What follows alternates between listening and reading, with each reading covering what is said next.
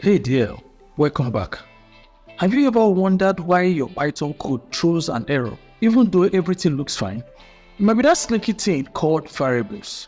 Yep, variables come with their own set of rules, and in this video, we're going to crack the code on them. Stick with me, and I promise you, we will learn the 5 essential rules for naming variables in Python.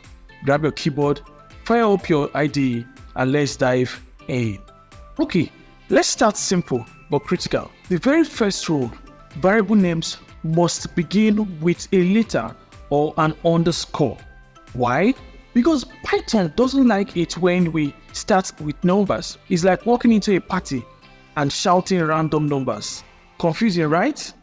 But watch what happens when you try this. Boom! Error right out of the gate.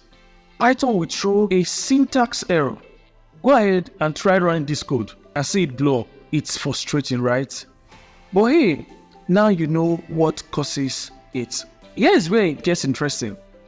People often make mistakes by naming variables without thinking, and the errors aren't always obvious. So let's break it intentionally. I want you to try naming your variable with a number at the start. Then run it. Feel the pain of that error. Once you fix it, you will remember this rule forever. The next rule is like setting up a password. No special characters allowed, except for underscores. That means no spaces, no @, no hash or hyphen. Let's take a look at this example. But let's see what happens with this. Now when you run this on your IDE, you will see Python complaining.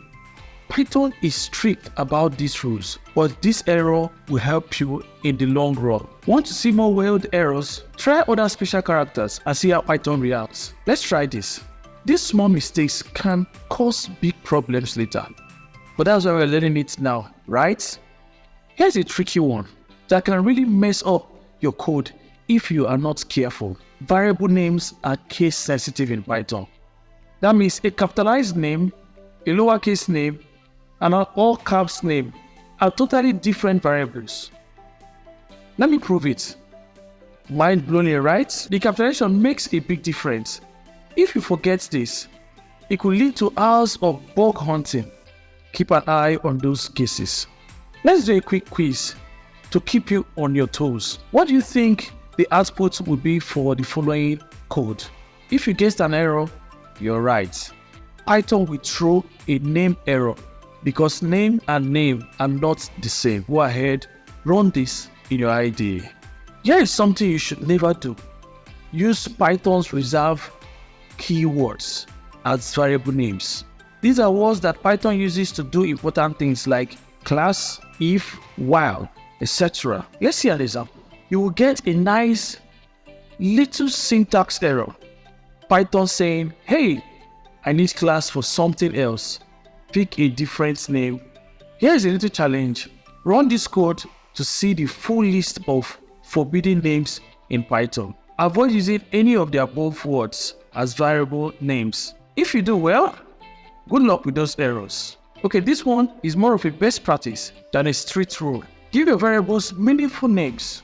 This helps you and anyone else reading your code to understand what's going on in your code. For example, s equals 10, not so great a variable name. Age equals 10 is easy to understand. Trust me, when you look at your code 6 months from now, you will thank yourself for naming your variables something sensible. Alright, we've covered the most important rules for Python variables. Start with a letter or underscore. Use only letters, numbers, and underscores. No special characters or spaces. Variable names are case sensitive. Don't use reserved keywords. Use descriptive names that makes sense. If you find this course helpful, please consider subscribing and hit the notification bell so that when we upload new videos, you'll be the first to know.